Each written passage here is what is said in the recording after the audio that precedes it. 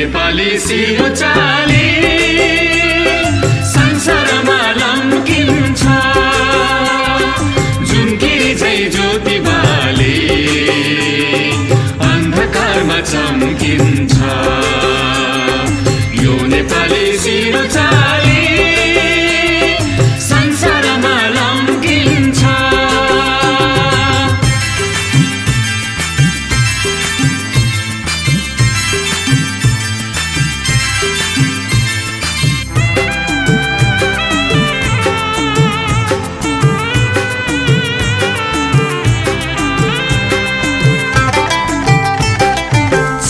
झुकोस् नीलो आकाश यो नेपाली झुक्दैन चाहे झुकोस् नीलो आकाश यो नेपाली झुक्दैन चाहे रुकोस् चिसो बतास यो नेपाली रुक्दैन चाहे रुकोस् चिसो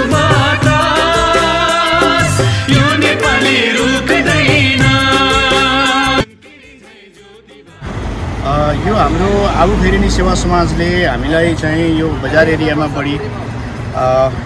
मान्छेहरूको आवत जावत बढी हुने र सवारीको चाप धेरै भएको र बाटो काट्नको लागि असुविधा तथा सम्पूर्ण यहाँ आम नागरिकहरूलाई चाहिँ पार्किङदेखि लिएर हरेक किसिमका समस्याहरू झेलिरहेको यस आबुखेरिनीमा र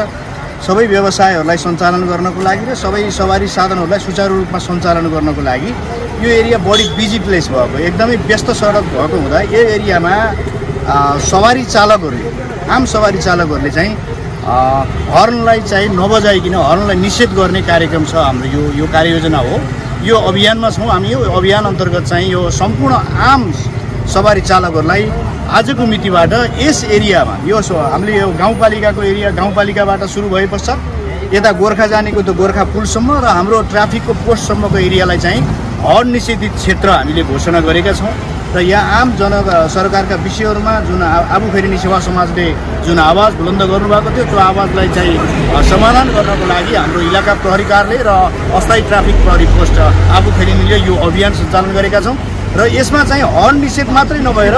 स्पिड लिमिट पनि छ स्पिड लिमिट चाहिँ के गर्नु पर्यो भने यो एरिया बढी व्यस्त सडक भएको हुनाले 40 को गतिमा मात्र 40 को गतिमा आफ्नो सवारी साधनहरूलाई चाहिँ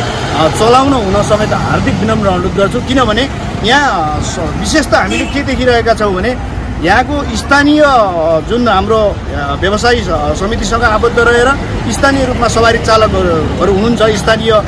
सवारी चालकहरू हुनुहुन्छ उहाँहरूलाई विशेष अनुरोध के छ भने आफ्नो कम्पिटिसनमा आउनको लागि अर्को गाडीलाई भगाउनको लागि भए पनि यहाँले हाम्रो चौकीबाट इलाका प्रहरी कार्यालय आबुखेरिनीदेखि माथि आउने एरियामा चाहिँ बढी स्पिडमा चाहिँ ओभर स्पिडमा आएर सवारी दुर्घटनाको जोखिम चाहिँ बढेको अवस्था छ त्यसलाई न्यूनीकरण गर्नको लागि यो एरिया प्रवेश गर्नु पूर्व नै पहिला नै हाम्रो बोर्ड छ जुन ट्राफिक अस्थायी ट्राफिक प्रहरी पोस्ट छ त्यो पोस्टबाटै 40 को गतिमा आफ्नो सवारी साधनहरू चलाउन हुन सञ्चालन गर्न हुन समेत विनम्र अनुरोध गर्छु यो एउटा अभियान हो हामीले यो अब सशक्त रूपमा अगाडि बढाउनेछौँ आम जनसरकारका विषयहरूमा नेपाल प्रहरी र इलाका प्रहरी कार्यालय आबुखेरिनी र अस्थायी ट्राफिक प्रहरी कार्यालय चाहिँ अविच्छिन्न रूपमा अगाडि बढ्न तयार छ उसलेमा हँसे गर्न तयार छ र यहाँका आम नागरिकहरूको विषयलाई चाहिँ हामीले उजागर गर्नको लागि यो प्रयास गरिरहेका छौँ सम्पूर्ण आम नागरिकहरूलाई भोलिका दिनहरूमा यो अभियानलाई सपोर्ट गर्न साथ दिन सम्पूर्णमा अनुरोध गर्न चाहन्छु नमस्ते यो नेपाली सिरो चाली संसारमा लम्किन्छ जुनकी झै ज्योति बाले अन्धकारमा चम्किन्छ यो नेपाली सिरो चाली संसारमा लम्किन्छ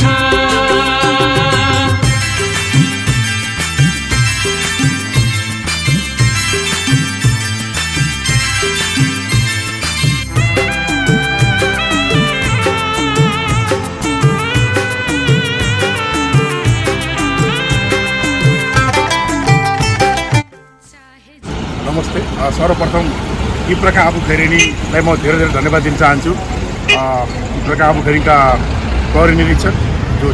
टेक प्रशासनिक सर सम्पूर्ण इप्रका आबुखेरिनीका परिवार र हाम्रो ट्राफिक प्रहरीका इन्चार्ज ज्यू सम्पूर्णलाई म धन्यवाद दिन चाहन्छु। यस मानेमा हिजो हामी आफूखाली सेवा समाजबाट नो हर्न र स्पिड कन्ट्रोल गर्नलाई बजारको क्षेत्रमा र बोलेर जुन तरकारी बोक्ने र तपाईँको त्यो के भन्छ तरकारी बोक्ने र अर्को